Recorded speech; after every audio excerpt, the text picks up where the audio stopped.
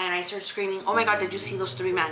And he's like, what? And I was like, there's 3 men right there. Like, it was just 3 silhouettes of men in all black. Like, they were just a black shadow. They start following me everywhere I go. They follow me to work. I see them constantly outside my house. They are everywhere. And then I start fucking seeing a woman in all black. And the first time I ever saw her, and the thing is, the first time I saw her was through my peripherals. I just want to say, like, when you see shit through your peripheral, like, you're really fucking seeing things. Don't make yourself believe that, like, your mind is playing tricks on you. Yeah, like, you're really fucking seeing things. So I saw this bitch through my peripheral, and she was wearing this long black dress with a black veil. She was standing where one of the mannequins was, and then I look over and it was just a mannequin. And I'm like, what the hell is happening to me? Like, I don't understand why these strange events are happening to me. And so for days I would see these 3 men, and I'm seeing this woman in all black. And to be honest with you, I genuinely thought I was going insane. That I thought I was like, I'm under so much pressure and so much stress that I'm probably driving myself insane, like, especially with my car just breaking out of nowhere. Like, probably that stress is like starting to make me see things. I don't know. Everything that was happening to me, I was trying my best to just be like, there's a good explanation for this. But there wasn't. I don't understand why my car got messed up. I don't understand why I was seeing these 3 men. Like, it just, none of it made sense to me, because again, like I said, the story that Jenny told me, it just didn't scare me. It was just like that, wow, it's creepy, but it didn't freaking scare me. So I'm not sure. Then, oh my God, this one night, this happened to me for months, to be honest with you. So I start developing, like, ooh, girl, blindness. That's what I'm about to develop. So I start developing really bad insomnia, like really, really bad. I start having like bags under my eyes. I barely sleep. I feel so exhausted. Like, honestly, there are no ways to describe how defeated and exhausted I was feeling. Like, almost lifeless in a sense. I don't know. I was just so tired. It started getting to this point. Remember when you used to tell me, like, I loved it? There was this one point that I was so exhausted that I would just come home and knock out, and then wake up like at 2 in the morning and spend the rest of the nights with insomnia. But at least at this point, like, I was sleeping a little bit, remember? And at this point, I feel like she's once again pitching me to go to her grandma.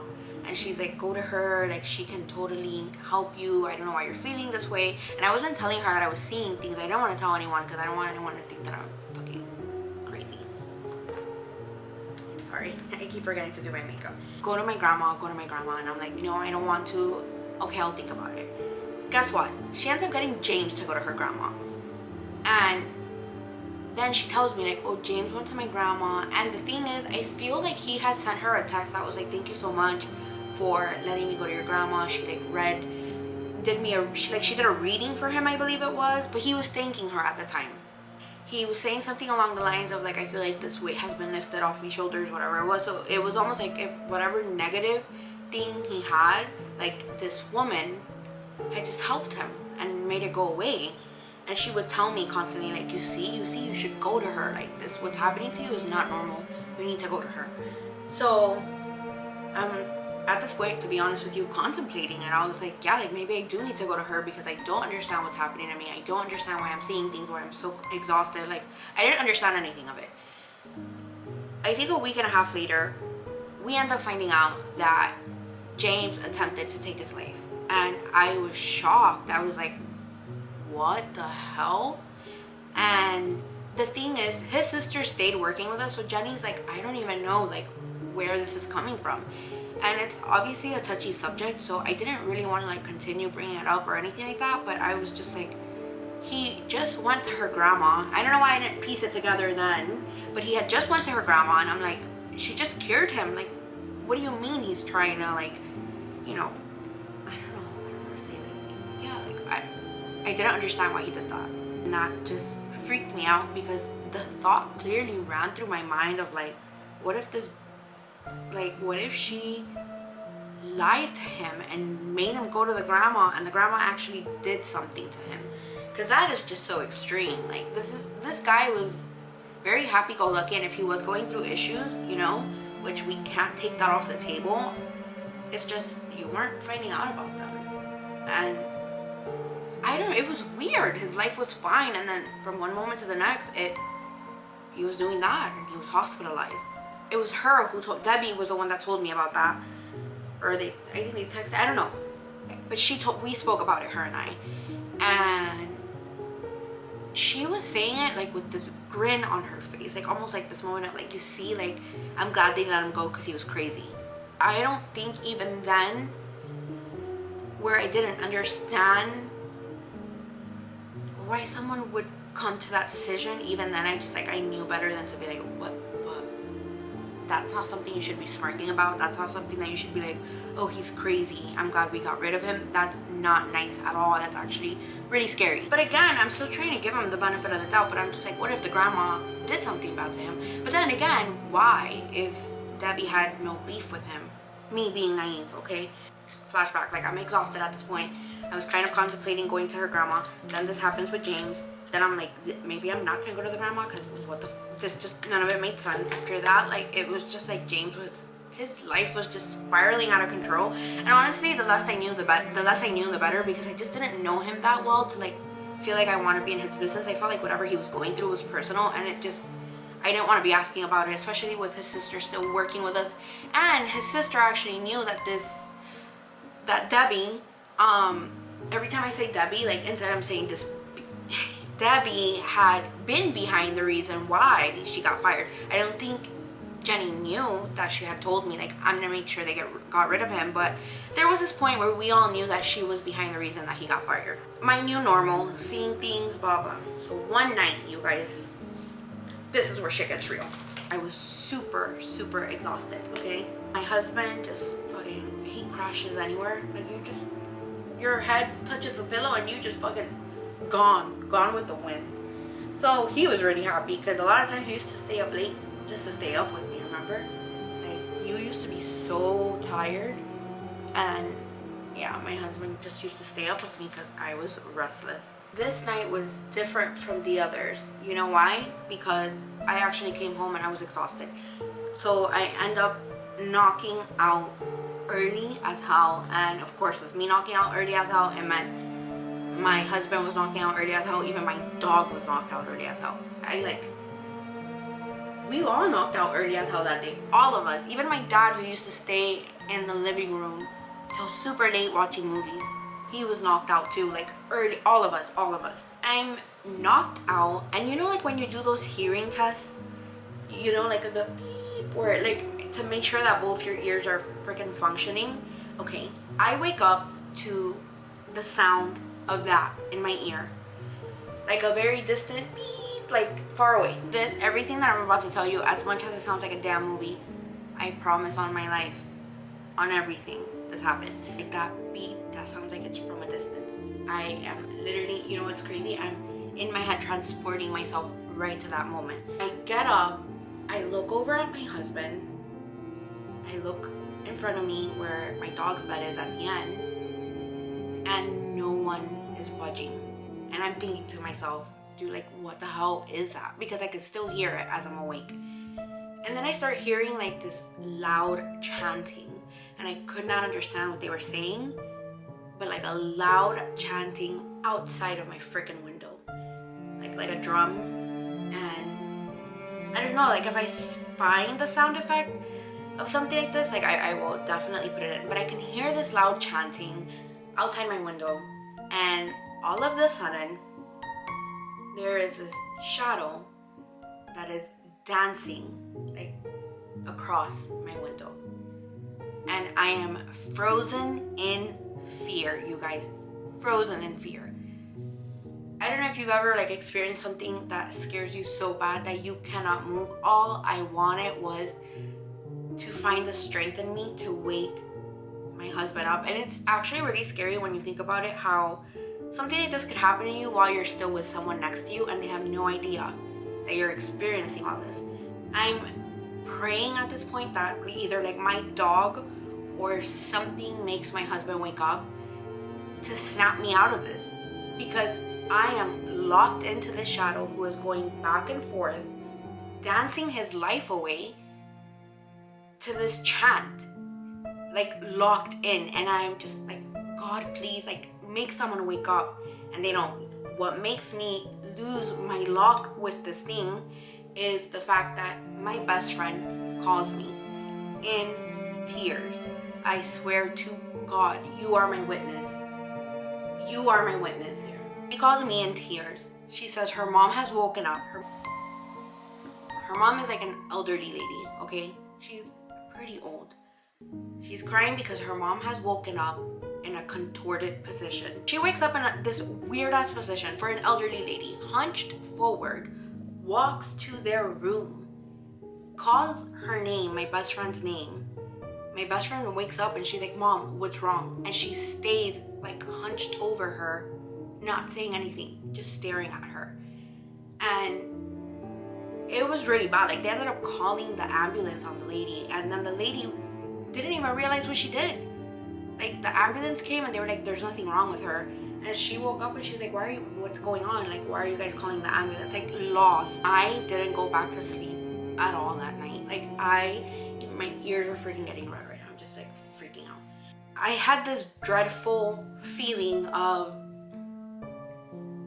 I don't know how to explain it to you. Like, I thought I was going crazy, and now whatever was chasing me was so strong that everyone around me was gonna start feeling things.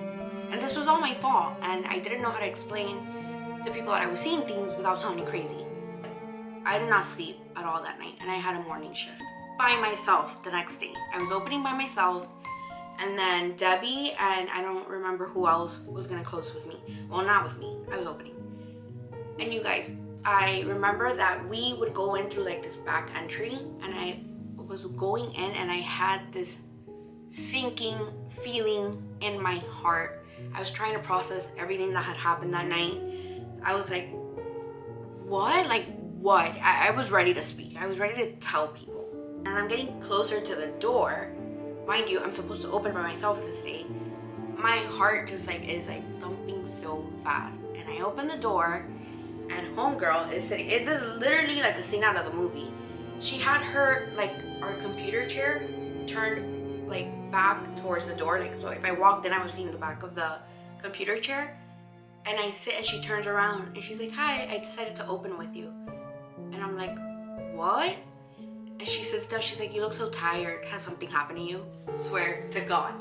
And I sit down like an idiot and tell her, how'd you know? And I start spilling everything. And the same smirk that she had when she was telling me about James' attempt at ending his life appears on her face again as I'm telling her everything. I'm showing her screenshots of the phone call with my best friend. I call my best friend in front of her and I'm like, are you okay? Like, is everything okay? Because I really did not, it was the first time I was speaking to someone about it, and I didn't want them to think I was crazy, so I needed all the proof I could get. And obviously I was checking in on my best friend because what had happened was scary. Dude, my ear is getting red. Like, I'm literally petrified right now as I speak about it. I got this sinking feeling, even worse than before I got in. I just felt weird, but I was so naive, and never, ever did I think like maybe this person has done some kind of curse. My ear is getting so red, like it's burning me right now. After I tell her the story, it was one of those moments of like, maybe I should have kept that to myself. About 2 weeks later, we were just going through a lot of shit at that job. And 2 weeks later, the weirdest thing happened. The store, it was 6 in the morning. It was 6 in the morning, obviously no one was in. The alarm goes off, like if an intruder went in, and it called the police and everything. The police went in, obviously no one had gone in. What set the alarm off was these books that flew off the shelf randomly. Do you remember that? Randomly, I'm not even joking. Oh my God, I do have the video in the corner. Oh my God, yes. And all of us are thinking, what the frick? And inside, I'm thinking, well, damn. Whatever it is now doing this to these girls. like guilt, this guilt of I'm bringing all of this upon all these people that I care about. I cannot get over the fact that my hair is like burning me right now. Little by little, I just started kind of like growing tired of feeling tired and going to work and feeling uncomfortable and feeling like I had to be on someone's good side so they wouldn't use that against me or anything. Like, I just grew tired of it. I did not care for her friendship anymore.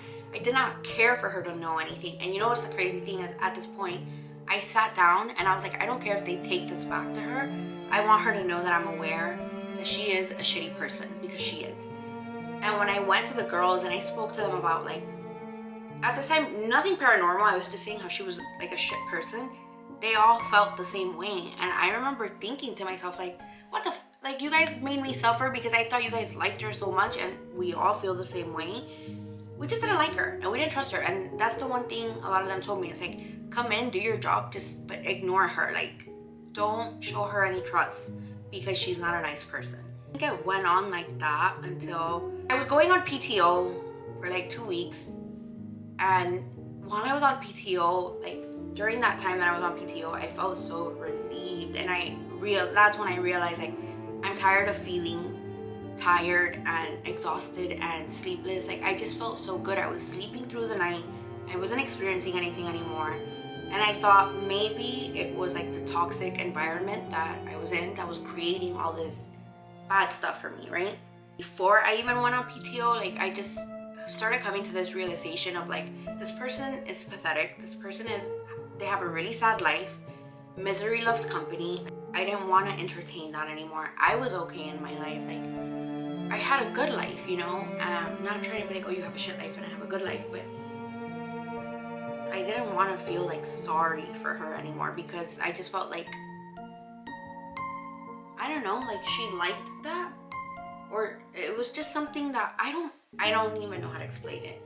But one day, like, I remember that she even came to work with a purple eye. Her dude had like beat the crap out of her the day prior, and she showed up to work, and we asked her, and it's crazy, like, it's so sad how they come up with these lies, because we were like, what the hell? And she was like, no, like, I was at Bayside and, you know, like, someone came and punched me in the eye randomly. It was the weirdest thing, but we knew she was in an abusive relationship, because that wasn't the first time she showed up to work like that. We had seen stuff. You don't want to see anyone else be happy because you're not happy. 2 days before I was supposed to go back, I texted them and I said, well, I'm not returning. And, you know, the manager obviously got pissed off and was like, just bring me your keys whenever. And I did just that. I did not want to return. I never looked back. Like, honestly, I left. After all that happened, I got recruited to work at Saks. And I leave and whatever. And so Jenny and I would kind of keep in touch. We always have this relationship where, like, we can go months without talking, but, like, when we talk, we will pick up right where we left off and stuff like that. So Jenny would write to me randomly, like, hey, how are you? You know, miss you, love you, blah, blah, blah. And then one day she sends me this Snapchat video, and she's talking to me. And, like, a lot of times when my friends used to send me Snapchat videos, I would, like, watch them, but I wouldn't hear them. But for some reason, I put the volume up and I put it to my ear, and she said, oh my God, you know what I was remembering? That time that Debbie did witchcraft on me. Witchcraft? Voodoo? Witchcraft? Whatever. I'm like, what? Because what the hell? I mean, it never crossed my mind. And she's like, yeah, like, she went into the computer one day, and it was, let's go back to the fight that her and I had, that I'm telling you, that it was really, really bad. And I left and came back and asked, like, oh, did she say anything about me? And they all told me she was talking smack. Turns out that day she was so pissed that she went into the computer and went into my information, got my first, middle, and last name, because it's all she needed, took it to her grandma, and her grandma did whatever she had to do.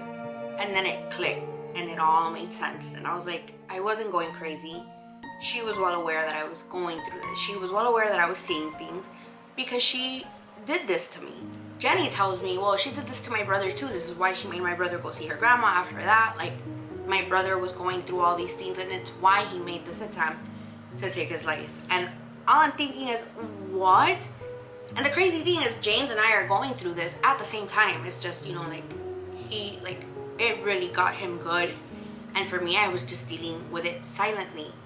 But it made sense. And I was just like, how can someone be so spiteful and hateful to the point of doing that? Because when all this was happening to me, and just, it really never crossed my mind, oh, this person hates me that much that they're gonna do this to me. Because I would never do that to anyone. I don't care how bad I hate you. Like, I would never. So I wouldn't think someone would do it to me, but like, I was wrong. Like a week later, after finding that out, we go to Dash to visit like the girls that are still there, and she's there, and she's like trying to talk to me. And I remember that my best friend was like, don't let her touch you, don't let her say anything to you. And I was kind of like, hey, how are you, but kind of distancing myself. And she comes up to me and she's like, you're being so weird. And I don't think I was being weird at all. I was being really like as nice as I possibly could be. But again, I feel like it comes from that place of guilt. Like when you know you've done something wrong, you know you're gonna get caught. And she's like, you're so off. And she wanted to touch my hair, and I was like, like I would just pull myself away, and I was like, no, I gotta go. Like, I didn't even, we were gonna go and try and shop and try on clothes. We did. Like, I did not want to be there. I didn't want this person near me. I hated her. You know what's crazy? Actually, I completely forgot to say this. She would constantly always tell me that her boyfriend used to teach her how easy it was to stalk people. And she said this story, and I remember in my heart, I felt like it was me that she was talking about.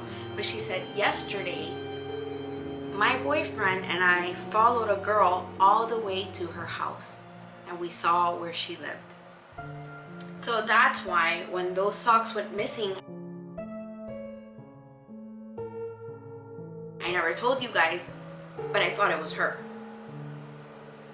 Because she would always pride herself on how her boyfriend used to teach her how to stalk women without them knowing. She would be like, oh, we went to this house. She knew where all of us lived. Like, Jenny was someone who would really try not to talk about where she lived. And Debbie went up to her, was like, you live in this color house and it looks like this, like to the T.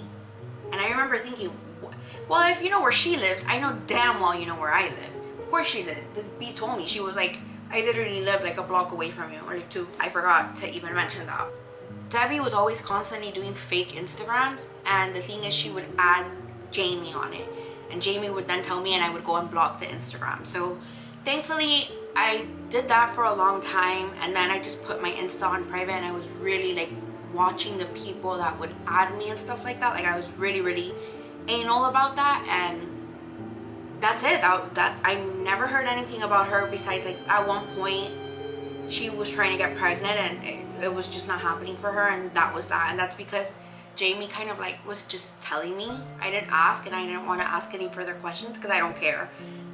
And that was that. Blocked her on everything, never saw her again. I hope to never see her again. The crazy thing is, which is what makes everything bizarre, is I decided to finally ask Jenny for the, you know, like, if I'm allowed to talk about this. So this is our conversation when I reach out to Jenny, and then you see all this is his side of the story, which I'm gonna read to you right now. It's freaking crazy. So I reach out to her and I say, hi sweets, I have a question. She says, yes darling. I said, on YouTube I've been doing story times, and I did a paranormal story time, and some people have wanted me to do more, and I've been thinking about doing all the events that happened while I was at Dash with Debbie. Would you be upset if I mention you and what happened to James, her brother, when he saw her grandma? Of course, I'm changing everyone's name, but do want to ask for permission first. She said, go ahead. If you need any clear details, let me know, and I will ask him to clarify. And I said, yes, would you be able to? I don't remember his story too well. I just remember when she told me that she was going to get him fired, and he did. And then I remembered vaguely he went to see the grandma, and he got messed up from that. So she said, yeah, I got you. I didn't hear from her for hours. I go bathe, I come, and that's when I have all the things. So this is him. This is him. Like, she literally copy pasted what he said to her and sent it to me. So he says, I went to see her grandma that day, thinking she was going to help me. She did a tarot reading. She told me to write down my name on a piece of paper. So remember all those things I was telling you to, like, thumbtack, like, what the hell? I forgot. Well, getting him fired, but then, like, the car thing. We're gonna thumbtack that too. So he says, she told me to write down my name on a piece of paper, which is like what I told you that she did with my name, and she placed it in a glass pot that was in the center of a dining room table. It was like a spiritual room. After she put the paper in the pot, she closed it with a lid and lit up yellow candles. And then I left, but I felt weird. I didn't feel normal. I don't know if it was a curse because I'm Christian, but I felt off. My energy was off. My life went spiraling down after that. I got arrested for the first time in my life because I ate a stop sign and my license was suspended. Wild. I got fired from Dash because that day I was with, what's her name, Debbie? I was with Debbie and she was in charge of closing the door. She had the key. So our manager came the next morning and the back door was left unlocked. So I didn't know this actually. But I didn't have a key to close the store, so the blame was put on me. Make it make sense. This is the part. Everything in my car started fucking up on the left side. The left reflector broke, my tires would constantly pop, and my driving chair seat got stuck to the back. Imagine a thug driving with a reclined chair. That's how I looked. And everything that messed up in my car was always on the left side, like if something was supposed to happen to me. My life went to shit and I wasn't able to recover for 2 years. Debbie cursed me. What the fuck? LOL, but life is good now. And then he said, like, how do you hate on people that much? He said he even saw an owl outside his house one night. So this is like Jenny telling me. He said he saw an owl outside his house one night during that dark period. And he calls my mom and told her. She said that that can be a witch that wants to take his son, because he did have a son. She told me to recite Psalms 23. I saw a family medium, and she said I had a dark cloud over me that I had to get rid of. She did a spiritual cleanse, and my life started doing good after that. Curses are real, hate is real, but what people tend to forget is that what goes around comes back around. I wish well on Debbie. I don't. He's a better person than I am.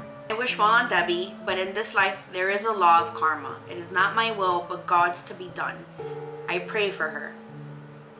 And then Jenny said, I think she was trying to do brujeria on everyone.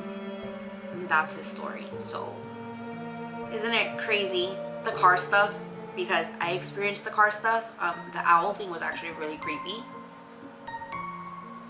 Just, yeah. That's the story of this person and their crazy life. They ended up getting fired from the job. I do remember that. And it's crazy for you to have put so many people through that. Like, they got fired because of you and then you ended up getting fired. Hilarious. Yeah, that's the story of this toxic person who did some sort of brujeria on me. So when your mom tells you, be careful with someone, please listen to them. Your mom, dad, grandma, whoever it is, if they tell you like be careful with someone, listen to them, because chances are they're right. My mom was right. Totally regret not listening to her, but it's okay. Lesson learned, and I came out on the other side bigger, better, and stronger. That's it. You know, I love you guys. I hope that you enjoyed this, and let me know what you guys would like to see next. Bye.